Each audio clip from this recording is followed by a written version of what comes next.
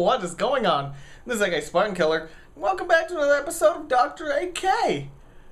Alright, so you guys gave a great amount of questions / problems. Just my inbox is just like, there's a lot. So, let me go actually to the video and let me see the thing. Let me see. What is this? Is it the new show idea? Is that what it's called? No. Yeah, there it is. Got it. Got it. Stop? No. Okay, here we go. Okay, so let's just go through. So, hold on, how many comments are there? There's 175 on this one. And a lot of them about divorced parents, and that's just like super depressing. I don't like it. Alright, so here's one. And this is from some people that are actually on the server, my Minecraft server, which IP is, I'll give you that as I'm reading the question. Actually, can't read the question at the same time as I'm trying to find the freaking IP. So, alright, so this person says, I've had a pretty good elementary school year, but recently I entered middle school and I honestly don't like it. I just don't fit in and I sometimes get bullied. I make excellent grades and I've been really looking into homeschooling, but I'm kind of scared to ask my parents about it. Do you know how I can convince my parents to let me try out homeschooling? Homeschooling takes a lot of dedication from your parents.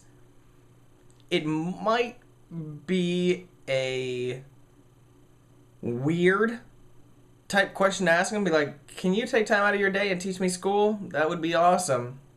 Because when they are homeschooling you, they are your English teacher, your math teacher, your science teacher. They are everything. That's like you trying to be a teacher of all of your subjects. It's very, very difficult. So if your mom is a stay-at-home mom, then you can ask her. But if they both have jobs, it might be pretty hard. Not gonna lie. You might be able to be put into a different school, kind of like a charter school, or you might be able to do the video school that I was talking about, and just be like, Mom, let me try this for a year because I'm not really working out so hot in school. And the video school, it takes a lot of stress off of your parents if they are thinking about homeschool, because most parents don't know that there is video school out there. So I would look up Abeka Video School. It's Abeka. Look that up and be like, here, this is what you can get me. I can't remember how much it is, but you can look up Abeka Video School, and you'll just sit there, and your mom doesn't need to do anything except for like maybe check your test. I did it one year and it was awesome because I was like, peace out, Mom. I'm gonna do my own thing, and I was just hanging out. That's what I would do. That's how I would tell you to convince your parents. And my Minecraft IP is 198.24.168.10. If you did not get that, I am sorry. So sorry. Okay. What's annulment? Is that with divorce? Parents are divorced but not legally separated. Ooh, that's crazy hard. That's a hard one. Basically, the dad, where they're from, you can't get legally divorced. You can get divorced, but you can't be legally separated. Like you're bound to that person forever.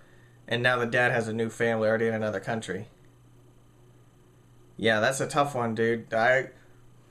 A lot of these is time is gonna heal. You may not think so, but it does. I've talked about this many, many times. I had a ex-girlfriend that ripped my heart out and stomped on it into the ground. Like, it was bad. And I lost, I think, 10 pounds in a week because I did not eat. I was like, I'm out. I'm just going to sit here and lay in bed all day, and I'm not going to do anything. I was in rough shape. And now, so whatever.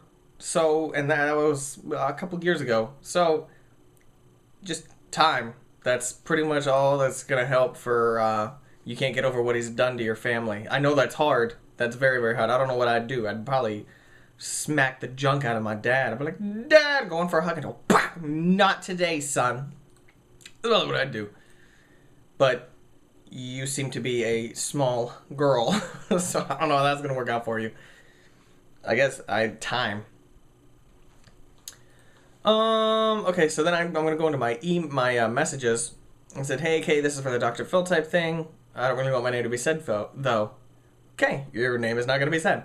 What is your advice on getting rid of an addiction? I don't want to say what mine is, but I was just wondering what your take is on addictions. How do you get rid of it, and what is your advice? Now, I was like, I answered something back, or I said, what kind of addiction? And they said, an internet addiction. I have an internet addiction. I am on my computer 24 hours a day, 7 days a week. I never leave my computer.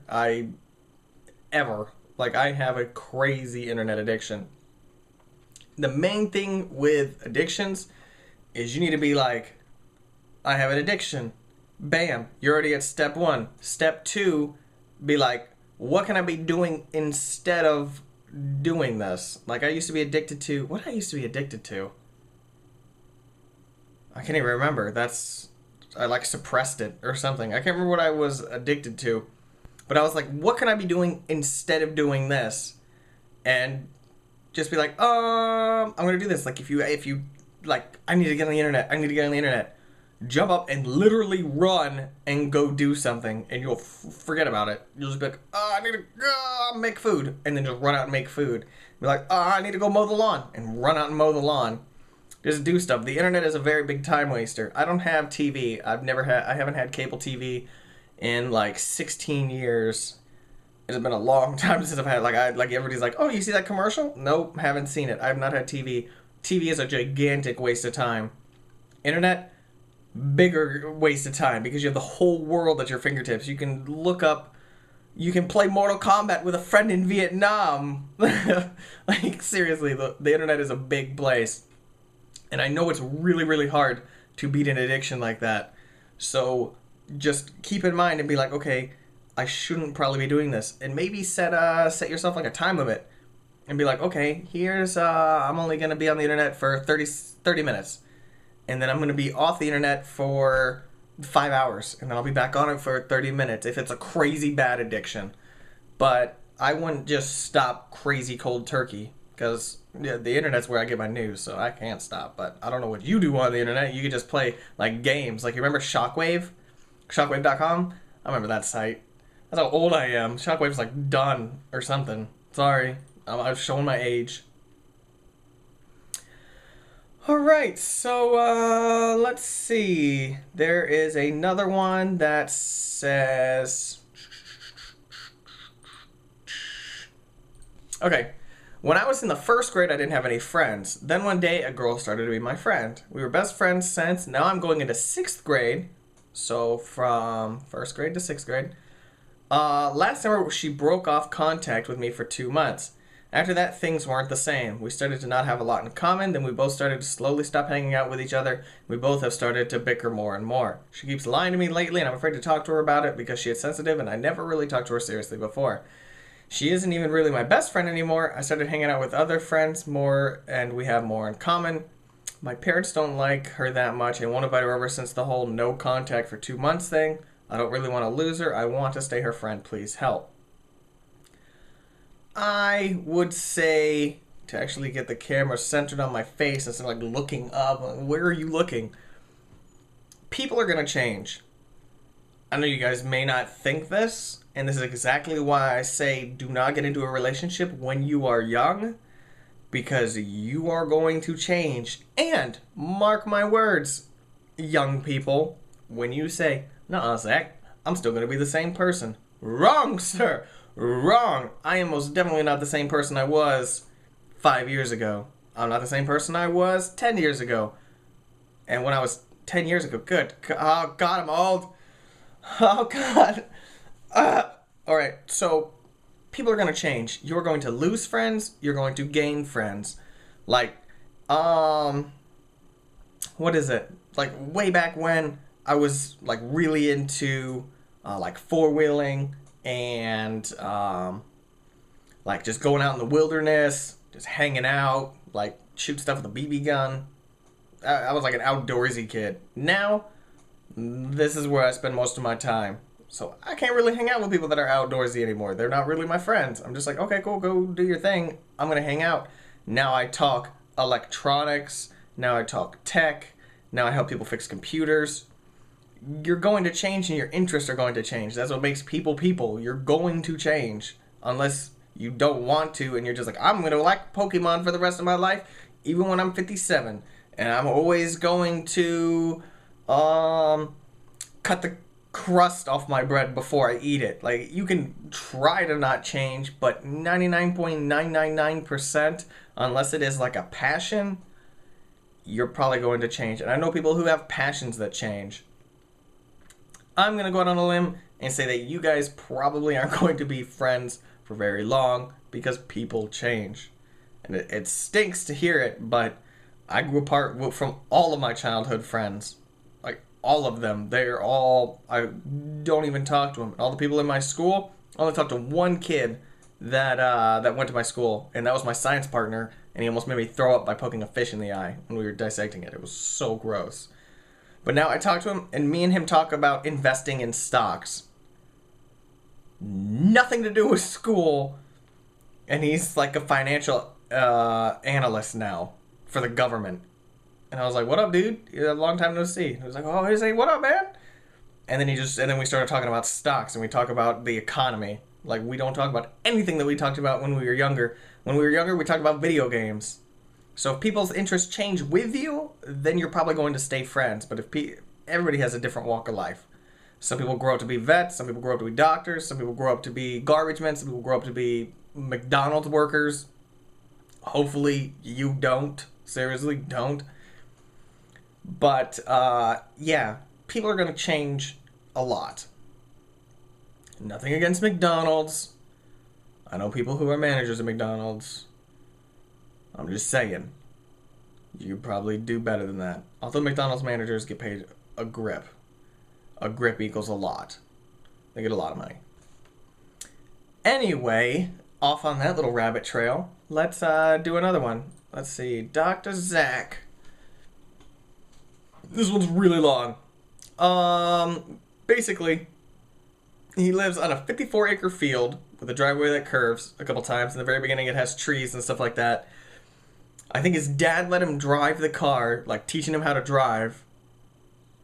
And then he freaked out and he put his foot on the gas and he started going, and then he let his foot off the gas and he turned the wheel, but he didn't really remember brake. Because he said that in video games, once you let off the gas, you slow down a lot. Cars, not so much because you have momentum. So he went and then he hit, his dad was in the car with him and he drove him into mulch. Mulch is like chewed up like grass and stuff like that. It's like fertilizer. So he didn't damage the truck or anything. But he said that he was scared that he was going to hurt his two siblings that were in the car with him. And he's like, his question is, any suggestions on how to keep myself from panicking in high pressure situations? No. No, that's humans. It's called the fight or flight response. I hate being in high pressure situations, and I hate being in anything that requires like very, very quick thinking, like let's say a robbery or something of that nature. I hate it because I feel like I would be really, really slow at doing that, even though I have like a quick wit. Like when I'm put on the spot for something that I'm not prepared for, I just blank, and I'm just like, and I say something stupid like potatoes, and then I run away. So I honestly have no idea how you would stop yourself from panicking unless it is put yourself in high pressure situations all the time. Like, do you think cops, when they're dealing with a hostage, have like freak out and they go blank? No, they know exactly what to do. They have muscle memory where they need to pull their gun, they need to start shooting, or they need to pull out their phone, they need to start calling somebody, they need to go on the radio. Just practice. I'm not saying go out and blast around in your dad's truck. I'm saying maybe you should not either try to get into high pressure situations or remember that, okay, I need to have a calm, level head. And it's really, really hard when you have adrenaline surging through your body. Yeah, that's tough, I guess. Maybe like practice it. I don't know. You can't really practice for a car accident. You can't really do that unless you get into like a high pressure job and you're just used to it and you're just like, meh, whatever. Like EMTs and paramedics and firefighters and stuff, they don't really like freak out. I mean, they get an adrenaline rush and they can do superhuman stuff and they can like pick up beams and stuff, but they don't like blank out, which is what I always do. So that's basically what I'm getting from your message. Hopefully it answered it. If not, I'm sorry. Super sorry.